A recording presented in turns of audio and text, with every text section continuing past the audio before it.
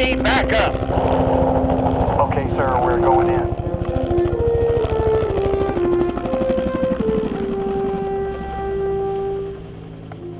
So that night we were sneaky enough to get into the situation, but we weren't going to be sneaky enough to get out of it, not by ourselves. Captain Larry Taylor, at the time was a lieutenant, but still he was the flight leader. He was scrambled. They proceeded to put a wall of steel around us. So he was sweeping along the ground, he had his targets backlit. Pretty quick, he was out of rockets, had about maybe 150 rounds of his machine gun ammunition.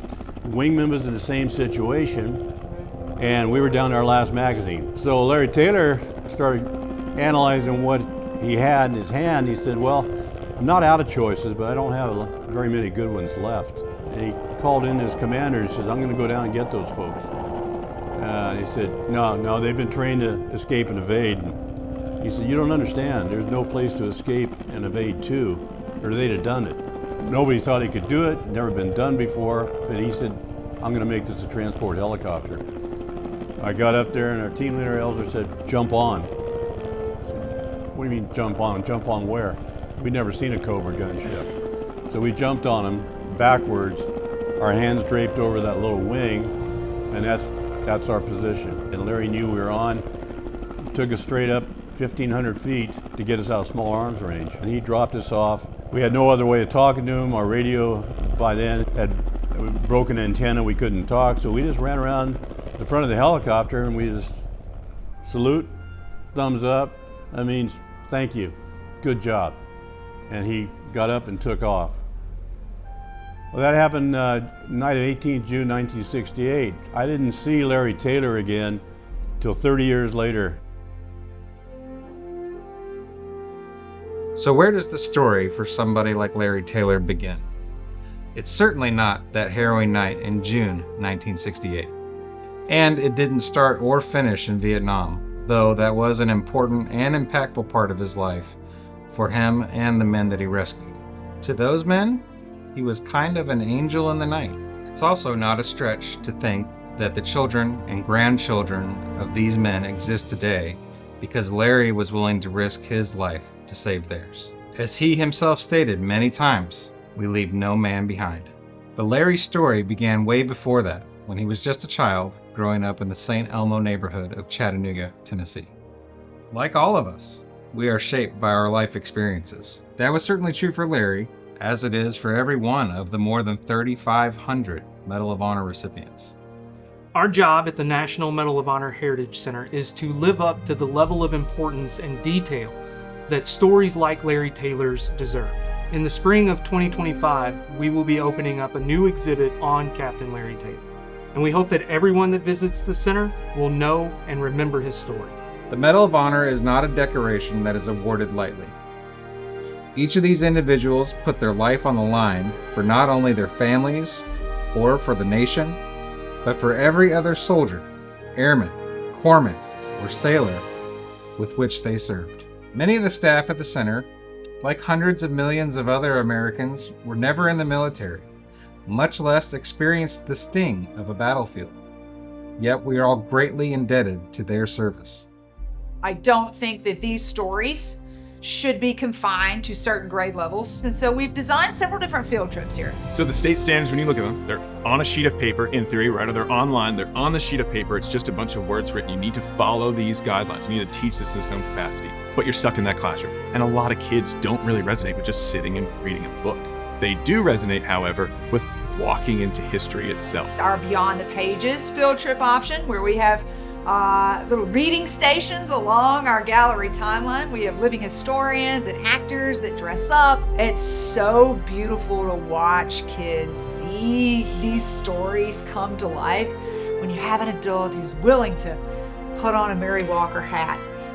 Well, I think by being dressed up as Dr. Mary Walker, I would like to think that it gets the attention of the kids maybe a little bit better than if I was just in street clothes. We're able to do this because we have volunteers who are a part of our programming. They invest so much of their time to pour so much of themselves into this place. You start teaching students, but then teachers are something special because they, yes, teach history, but they love history themselves. And so to be able to bring the world's best student out and show them the Andrews Raiders Trail, to have them experience history and then get to answer all of their questions, I don't feel like all of that research and all of that reading and all of that writing has gone to waste. I watched a group of advocates, mostly teachers, go on a field trip on the Andrews Raiders tour, and following the railroad tracks that they rode on is a life-changing experience. Getting to go on the Raiders experience really helped me understand better what was happening and what was going on, and truly understand the impact of it. And I think just even as an educator, that helped me understand, like, that's why we try to do these hands-on activities, bring them to the center here so that they can experience something instead of just reading about it. To stand where these soldiers stood, sometimes, in some cases, it got emotional for me. It's just really important to get adults out on these field trips. I felt like I was on a VIP trip. I mean, you know, I was getting the behind the scenes is what I felt like. And it was just amazing because if you just walk through and you go, okay, you miss the threads. You miss the rest of the story. Where do I even start with our teacher fellowship program? I love this program. I wanted to create lessons and activities and, materials that teachers could then take back to their students and use in their classrooms. This year's program has 19 teacher fellows in it, and they are just full of energy, passionate about the content that they're trying to get out to their students, love these stories of Medal of Honor recipients and the character values associated with it. I really am passionate about social studies and working with kids on learning from the past so kids can be inspired to live